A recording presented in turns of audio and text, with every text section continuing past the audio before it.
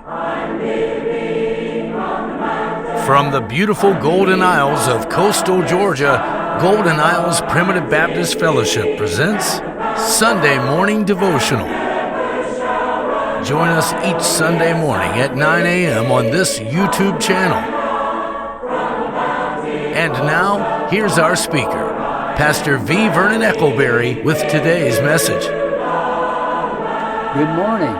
The title of our lesson this morning is The Burning Bush, Part 1, The Die is Cast.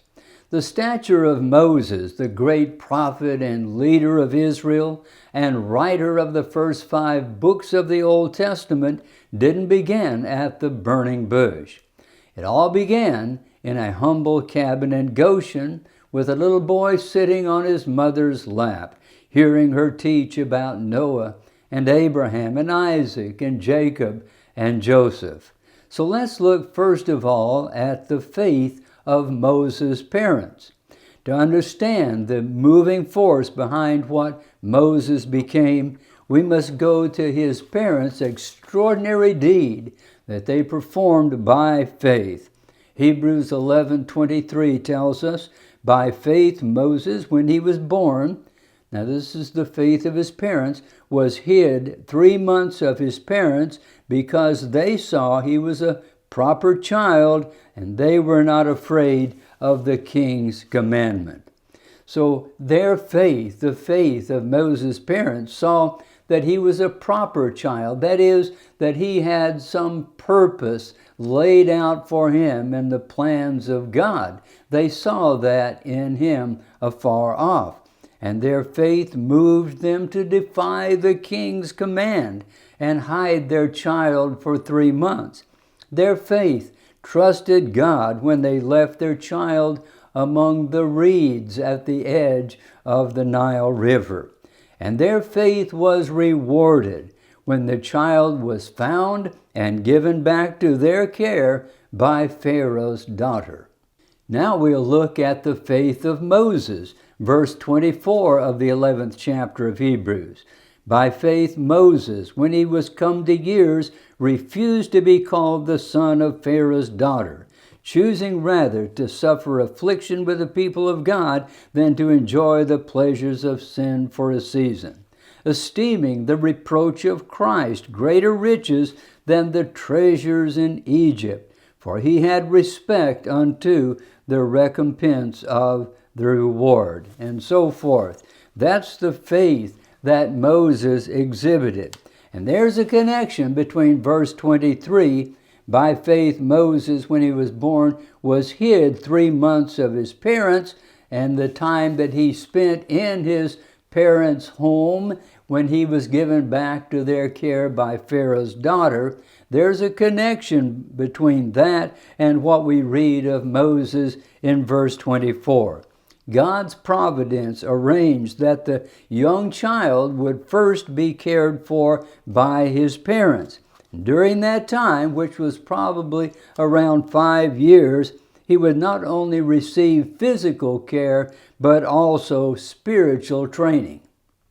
And so we read, by faith Moses, when he was come to years, refused to be called the son of Pharaoh's daughter, choosing rather to suffer affliction with God's people than to enjoy the pleasures of sin for a season. Now, how did he know to do such a thing?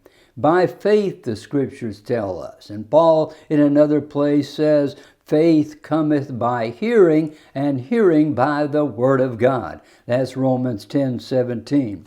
Certainly, Moses did not hear the word of God in Pharaoh's palace. Stephen said in his sermon, it came into his heart, into Moses' heart. And that means literally out of the depths of his memory. Memory of things that were taught him by his parents early on. We see this demonstrated in the life of young Timothy, as we read in 2 Timothy 1:5, Paul says about Timothy that I'm filled with joy when I call to remembrance the unfeigned faith that is in thee, which first dwelt in thy grandmother Lois and thy mother Eunice. and I am persuaded that is in thee also. Now let's look at the practical application. The critical importance of sharing our faith with our children cannot be overestimated. The environment we provide, whether one of faith or one of worldliness, is largely responsible for how well they do as adults. As a matter of fact, the survival of a nation depended on that. And I think nations still depend on that principle.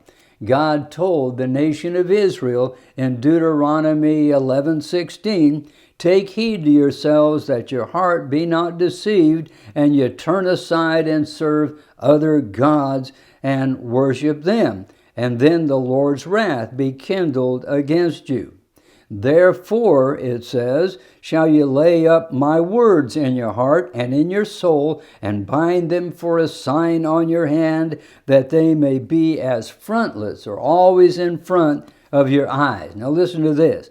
"And ye shall teach them your children, speaking of them when thou sittest in thine house, and when thou walkest by the way, and when thou liest down, and when thou risest up." Solomon summarizes it this way in Proverbs 22:6, "Train up a child in the way he should go, and when he is old, he will not depart from it." I heard a mother say regarding her wayward boy, "Well, I took him to church every Sunday all the time he was growing up." But ultimately, it's not the school, and it's not the church that makes the difference.